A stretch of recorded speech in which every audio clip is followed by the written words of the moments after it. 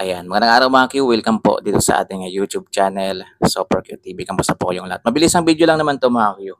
Ayan, kasi marami pong nakikita ngayon mga Q sa Facebook na nagpo-post pa rin ng topic na to guys. Kahit alam naman nila na yun nga, nahack nga yung Facebook ni Sir Kenji kagabi. So ito guys, ano ba yung pinag-uusapan natin? Kung hindi niyo pa nakita yung video natin mga Q, yung reaction video natin kanina, about po dito sa post ni Sir Kenji na alis na po siya sa Elias TV Band. Mga Q, panoorin nyo na lang dyan sa baba.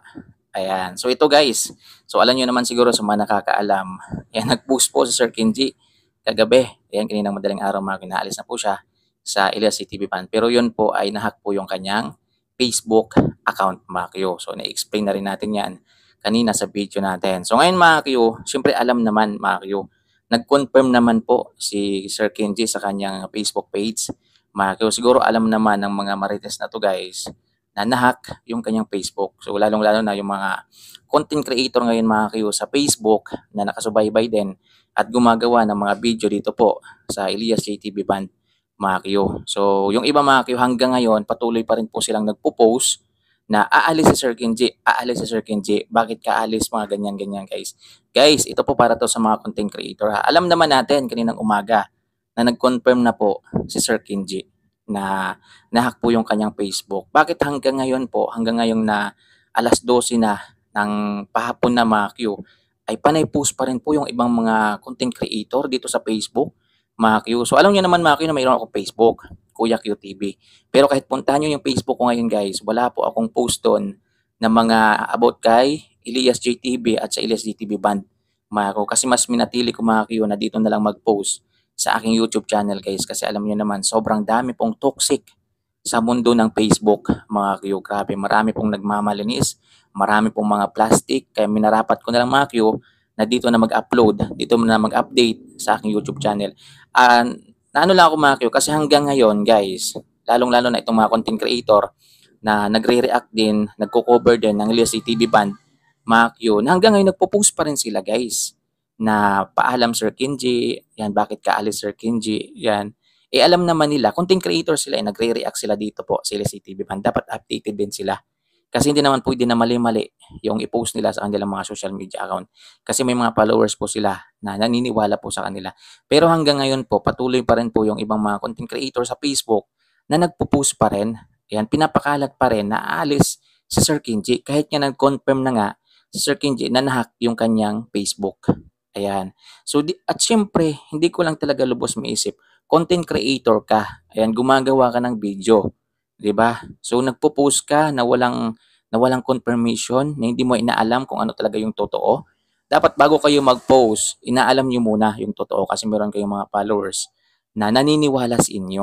Ayan, kaya itong video na to ay para talaga to sa mga content creator diyan sa Facebook na kung sana mag-post kayo, alamin niyo muna yung totoo. Kasi nag-confirm, kanina pang umaga nag-confirm na. Pero hanggang ngayon patuloy pa rin sila guys sa pagpo-post na aalis si Sir Kenji. Siguro sa habol lang talaga nila sa views mga Q. So pangit naman. Pangit naman kasi naguguluhan po yung mga tao. Yan, hindi po to basta-basta guys na paglalaroan lang natin yung mga ganitong issue. Ayan, ang dami na nga nagpanic kagabi dahil dyan.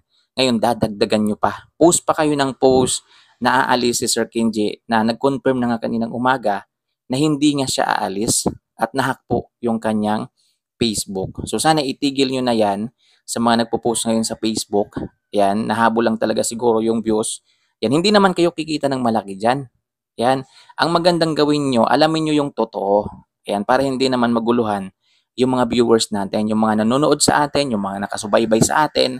Yan, maglabas kayo ng tamang content. Yan, kasi wag nyo tong gawing wag nyo tong gawing issue yung mga ganito kasi hindi to basta-basta guys. Eh, nahack na nga yung Facebook ni Sir Kenji, ganito pa yung gagawin nyo. Pinapakalat nyo palalo, naaalis po siya. Eh, alam niyo naman yung mga Pinoy ngayon, hindi na halos yan nakikinig ng ibang kwento. Yan, kung ano na lang talaga yung makita nila, paniniwalaan ka agad nila. Ayan, so ito lang advice lang din kasi content creator kayo eh. Nag-upload kayo ng Facebook, nag-upload kayo sa Facebook. Yan, meron kayong page, may mga followers kayo. Ang maganda nyo pong gawin, alamin nyo muna kung totoo ba, naalis ba siya. Kasi kanina nag-confirm na eh, o baka hindi mo alam talaga yung yung confirmation ni Sir Kenji. Post ka lang ng post. Kaya dapat alamin nyo talaga. Ayan, kasi content creator kayo eh. Content creator tayo, hindi naman pwede na mag-post na lang tayo basta-basta. Yan, habulin lang natin yung views. Yan, wala tayong pakialam sa sasabihin ng mga tao. Yan, wala tayong pakialam kung maniniwala yung tao sa atin o hindi. Basta ang pakay nyo lang talaga, magka-views. Yan.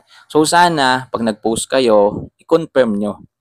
I-confirm nyo, possible na hindi nyo pa alam yan, na nag-post si Sir Kenji kanina, na nahack yung kanyang Facebook. Grabe naman kayo. Nakasubaybay kayo dito sa banda. Yan, nagko-cover kayo, nagre-react kayo sa mga video nila. Yan, dapat number one, alam nyo po yan. Yan. So, yun lang guys. Yun lang para po talaga ito sa mga content creator sa Facebook po. Ayan, na hanggang ngayong hapon na po, may nakikita pa rin po akong nagpo-post pa rin na aalis si Sir Kenji. Which is na hindi na nga siya aalis kasi nahack yung kanyang Facebook. Hindi naman siya yung nag-post nun, mga kuyo. So, yun lang guys. Nakaka-bad trip lang kasi pinapalito lang nila yung mga tao. Alam nyo naman na million po ang nakasubaybay ngayon sa Elias JTV Band. Yan, sa nakasubaybay po sa grupo. Million po. Hindi lang po 1,000, hindi lang po 2,000, million po yung nakasubaybay, mga kuyo. So, yun lang mga kuyo. Maraming salamat sa panonood. Ingat po kayo guys. God bless po sa ating lahat.